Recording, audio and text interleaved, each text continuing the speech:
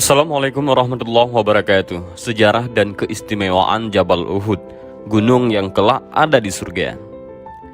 Jabal Uhud bukan gunung biasa. Jabal Uhud memiliki nilai sejarah bagi umat Islam. Tak seperti gunung atau bukit lainnya di kota Madinah, Jabal Uhud memiliki keistimewaan sendiri. Bahkan Jabal Uhud adalah salah satu gunung yang dijanjikan kelak ada di surga. Jika kita hendak melihat gunung yang terdapat di surga, maka ziarahlah Gunung Uhud. Nabi Muhammad SAW bersabda, Gunung Uhud ialah salah satu dari bukit-bukit yang terdapat di surga. Demikian hadis yang diriwayatkan oleh Bukhari. Jabal Uhud sendiri memiliki tinggi sekitar 1050 meter. Lokasinya sekira 4,5 km di sebelah utara kota Madinah, Arab Saudi. Panjangnya 7 km dan terdiri dari batu-batuan granit, marmer merah, dan batu-batu mulia. Gunung yang menyimpan sejarah ini memang tampak seperti gunung yang menyendiri, tidak tersambung dengan gunung lainnya. Karena itu namanya Jabal Uhud diberikan yang berarti gunung yang menyendiri. Di lokasi ini juga terdapat makam syuhada Uhud. Lokasinya dipagar secara rapat. Selain itu dilapisi kaca plastik tipis sehingga tidak bisa dilihat terlalu jelas dalamnya.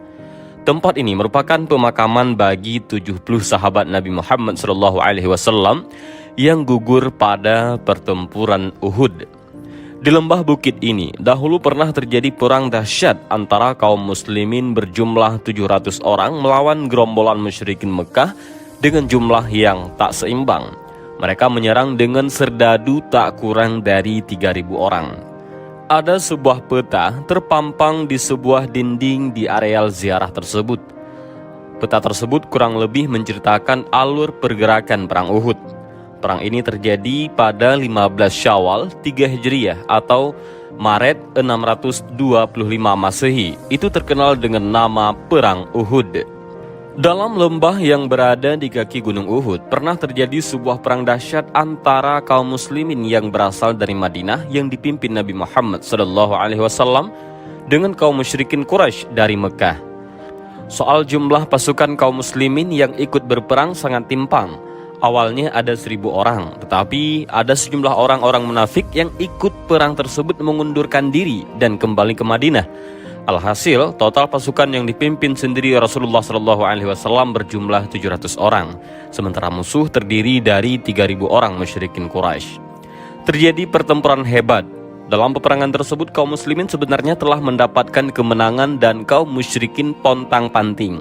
Namun, para pemanah yang berada di atas gunung Ar-Rimah tergoda melihat barang-barang berharga yang ditinggalkan oleh kaum musyrikin tersebut.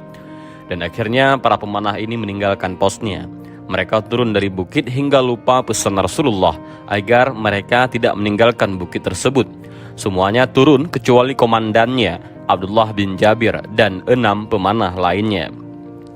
Alhasil, melihat situasi itu, Khalid bin Walid, yaitu komandan Quraisy saat itu dan belum masuk Islam, memanfaatkan keadaan membawa pasukan berbelok dari arah belakang pasukan Islam, dan pasukan kaum muslim mengalami kekalahan yang tidak sedikit.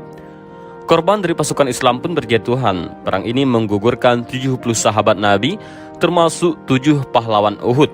Yang paling membuat Rasulullah terpukul dan sedih adalah gugurnya sang paman, Hamzah bin Abdul Muttalib.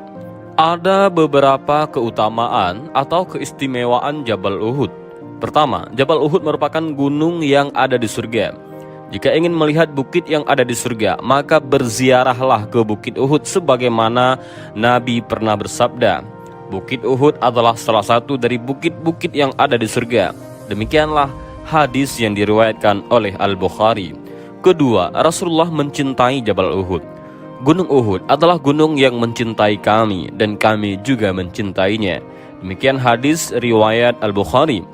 Jabal Uhud pernah bergetar ketika Nabi Muhammad SAW berjalan di atasnya bersama Sayyidina Abu Bakar, Umar, dan Utsman radhiyallahu an. Ketika itu Nabi menghentakkan kakinya dan berkata, "Diamlah engkau Uhud. Di atasmu sekarang ada Rasulullah dan orang yang selalu membenarkannya, yaitu Abu Bakar, dan 2 orang yang akan mati syahid, Umar bin Khattab dan Utsman bin Affan." Seketika Gunung Uhud pun diam mentaati ucapan Nabi Muhammad. Dari riwayat ini kita bisa menyimpulkan betapa cintanya Gunung Uhud kepada Nabi Muhammad SAW. Terbayang gunung saja girangnya bukan main ketika Rasulullah menginjaknya.